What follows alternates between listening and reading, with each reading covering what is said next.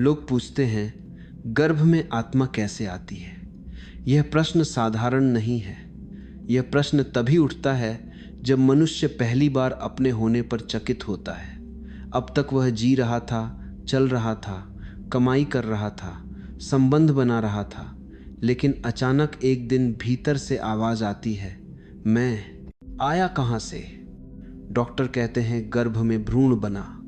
विज्ञान कहता है कोशिकाएं विभाजित हुईं। समाज कहता है माता पिता ने जन्म दिया। लेकिन यह सब उत्तर नहीं है। ये केवल प्रक्रिया का वर्णन है। प्रश्न प्रक्रिया का नहीं है, प्रश्न उपस्थिति का है। गर्भ में शरीर आता है, यह तो दिखता है, लेकिन जो देखने वाला है वह कहाँ से आता है? जो सुनता है, जो महसूस करता है, जो कहता है मैं हूं, वह कहाँ से आता है? मनुष्य ने एक बड़ी भूल की है। उसने शरीर और चेतना को एक मान लिया। इसलिए उसे लगता है जैसे शरीर बना वैसे ही आत्मा भी बन गई। लेकिन चेतना कोई वस्तु नहीं है जिसे बनाया जाए। चेतना तो आकाश की तरह है, अनंत असीम। वह आती नहीं, वह प्रवेश करती है, और जहां प्रवेश करती है वहां जीवन हो जाता है। गर्भ एक द्वार है, कारखाना नहीं। माता पिता निर्माता नहीं है। वे द्वारपाल हैं। वे एक अवसर देते हैं। वे एक शरीर। वे एक वातावरण। लेकिन जो आता है वह उनसे पैदा नहीं होता। अगर आत्मा माता पिता से पैदा होती तो माता पिता जितनी ही सीमित होती, लेकिन एक वे ज़्यादा द्वारपाल है। चेतना सीमित नहीं है।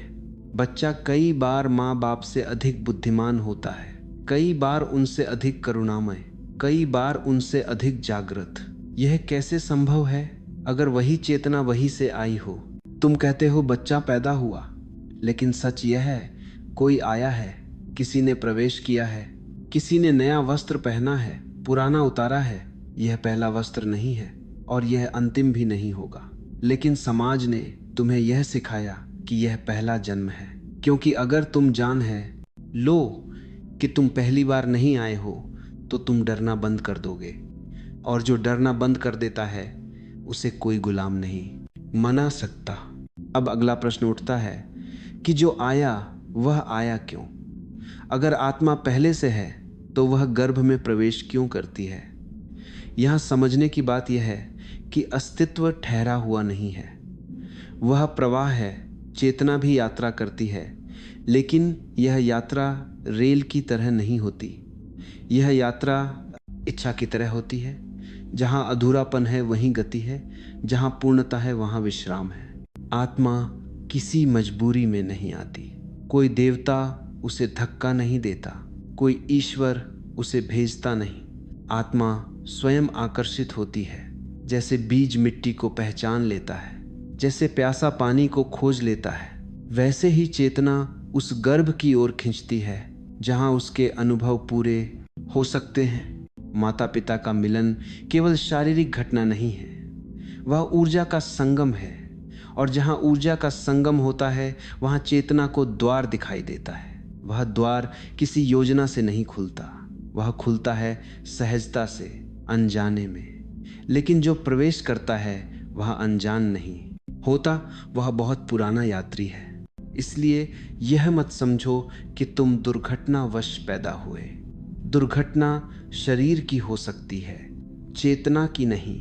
चेतना चयन करती है। वह उस परिस्थिति को चुनती है जहां उसके बीज अंकुरित हो सके, जहां संघर्ष मिले तो सीख हो, जहां प्रेम मिले तो विस्तार हो। यही कारण है कि हर जन्म अलग है, हर जीवन अनोखा है। अगर सब कुछ माता पिता तय करते तो सब बच्चे एक जैसे होते, लेकिन कोई एक जैसा नहीं है, क्योंकि आने वाला अलग अलग है। शरीर समान हो सकता है, आत्मा कभी समान नहीं होती। अब यह समझना आवश्यक है कि आत्मा केवल वातावरण नहीं चुनती, बल्कि अपने अधूरे अनुभवों की दिशा भी तय करती है। हर चेतना अपने भीतर स्मृति लेकर चलती है। यह स्मृति शब्दों की नहीं होती, यह स्मृति प्रवृत्तियों की होती है, झुकावों की होती है, अकथ आकांक्षाओं की होती है। जो पिछली यात्रा में अधूरा रह गया वही अगली यात्रा का कारण बनता है। आत्मा सुख की लाश में नहीं आती, सुख तो संयोग है। वह अवसर की तलाश में आती है, अवसर देखने का, समझने का, जागने का। इसलिए कभी वह ऐसे परिवार को चुनती है जहां संघर्ष हो, कभी ऐसे वातावरण को जहां सुविधा हो। दोनों ही स्थितियां उसके लिए प्रयोगशाला हैं। तुम्हें लगता है माता पिता तुम्हें आकार देते हैं, वास्तव में तुम उनके माध्यम से स्वयं को प्रकट करते हो। उनकी सीमाएं तुम्हारी परीक्षा बनती हैं, उनकी अपेक्षाएं तुम्हारे बंधन बनती हैं, और उन्हीं बंधनों के बीच से तुम्हें मुक्त होना होता है। कोई सजा नहीं है, यह साधना है। चेतना अंधेरे में छलांग नहीं लगाती, वह आकर्षण के नियम से चलती है। जहां जैसा कंपन होता है वैसी ही चेतना खींचती है। इसलिए जीवन में जो कुछ भी मिलता है वह अनजाना नहीं है, वह पहचाना हुआ है, भले ही तुम्हें याद न हो। इस बिंदु पर एक बात स्पष्ट हो जाती है, तुम अपने जीवन के केवल दर्शक नहीं हो, तुम उसके रचयिता भी हो। और जब तक यह समझ नहीं आती तब तक मनुष्य दोष खोजता रहता है। लेकिन जिस दिन यह समझ आती है उस दिन शिकायत गिर जाती है और जिम्मेदारी जन्म लेती है, बाता तक आने के लिए जन्म लेती है। अब जब चेतना गर्भ में प्रवेश कर चुकी होती है तब यात्रा का सबसे सूक्ष्म चरण शुरू होता है। यह चरण दिखाई नहीं देता, लेकिन सबसे गहरा प्रभाव यहीं पड़ता है।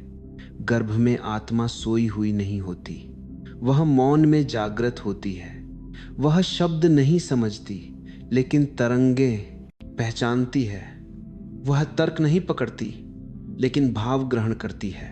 माँ का मन उसका पहला आकाश होता है। जो भी उस आकाश में चलता है वही चेतना पर छाया बन जाता है।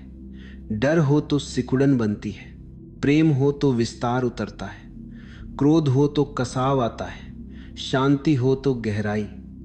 गर्भ में चेतना इन सब को संजोती जाती है बिना किसी निर्णय के। इसलिए गर्भ केवल पोषण का स्थान नहीं है, वह संस्कार का पहला क्षेत्र है।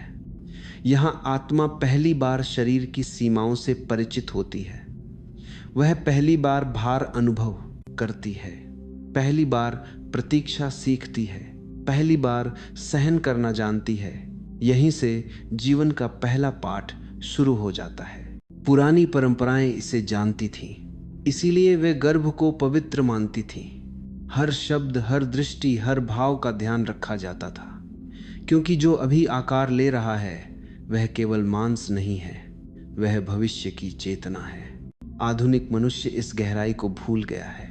वह केवल शरीर देखता है, लेकिन जो भीतर आकार ले रहा है वह शरीर से कहीं अधिक सूक्ष्म है, और वही आगे चलकर पूरे जीवन की दिशा तय करता है।